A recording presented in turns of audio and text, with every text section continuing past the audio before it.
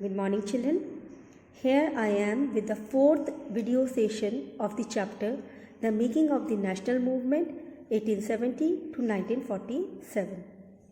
Children, till now we have discussed about the reasons behind the formation of mass nationalism in our country, formation of different political association, Indian National Congress, their demands, their leaders and their methods of protest. We have also discussed about the partition of Bengal, the Surat session of Congress and the formation of Muslim League.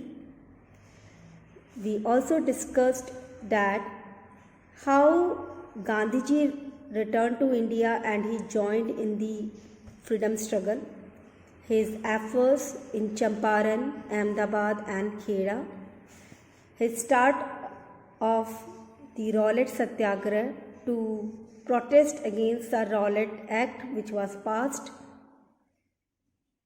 Then we have discussed about the Jallianwala Bagh massacre and the calling of the non-cooperation movement by Mahatma Gandhi. As in the previous video, we have discussed that the non-cooperation movement was interpreted differently by different people in different areas. So there were many incidences which were as a result of protest by the Indians against the Britishers were not in accordance with the views of Mahatma Gandhi. So we are going to discuss about one such incident which is known as the Chauri Chaura incident in today's video. So let's start. The non-cooperation movement could not remain non-violent and came to an abrupt end. On February 5, 1922, some people were carrying out a procession at Chauri Chaura in Gorakhpur district of Uttar Pradesh. When the procession passed a police station, some constables taunted them. Instigated by their behavior, some demonstrators attacked the policeman and set the police station on fire. In this tragedy, 22 policemen were burnt alive. The news of this outrage came as a jolt to Mahatma Gandhi.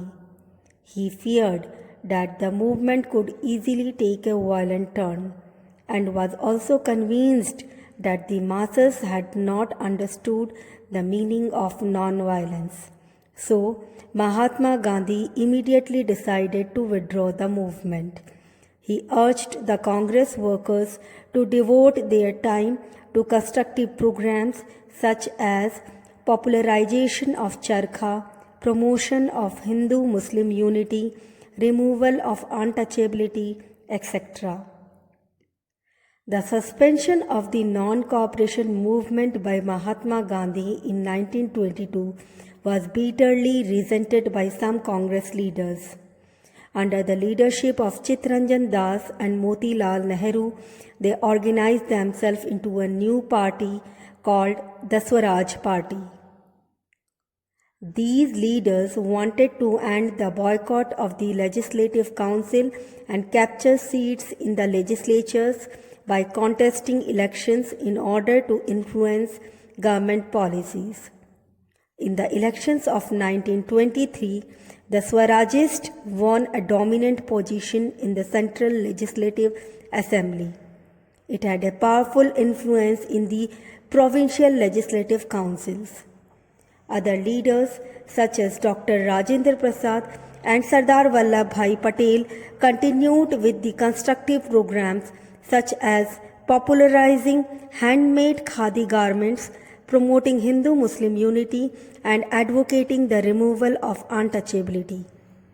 These constructive works carried out by Gandhian developed the base of launching the civil disobedience movement in 1930.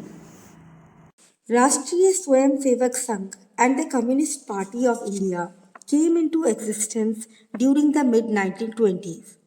Both these parties had divergent views about the kind of country India should be.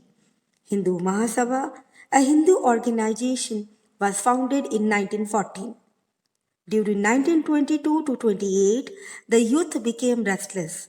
The revolutionary activities that had begun in the first decade of the 20th century revived.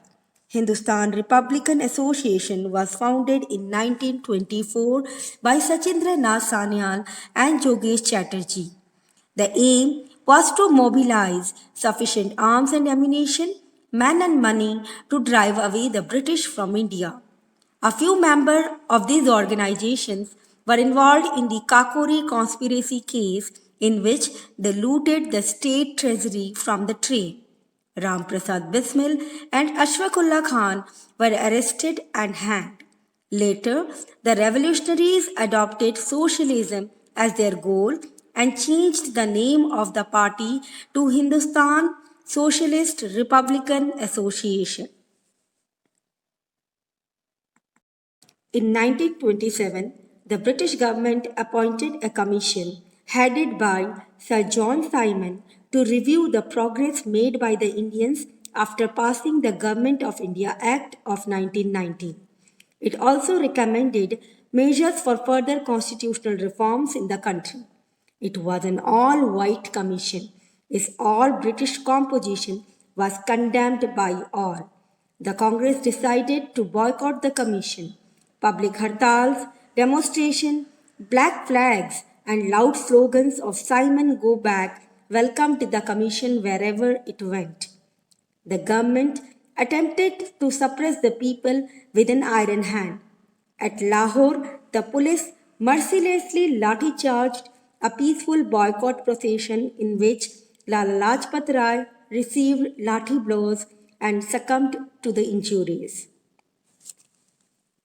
Although the revolutionary movement had already begun to take shape by 1927, it was the participation in the Simon agitation and death of Lala Lajpat Rai that triggered a series of revolutionary activities.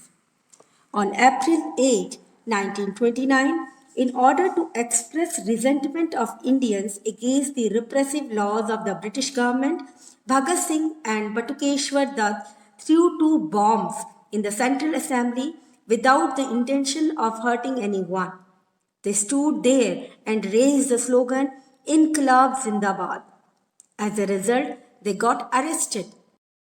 On March 23, 1931, Bhagat Singh, Rajguru, and Sukhdev attained martyrdom at Lahore jail for killing Sonder, who was responsible for the death of Lala Lajpat Rai.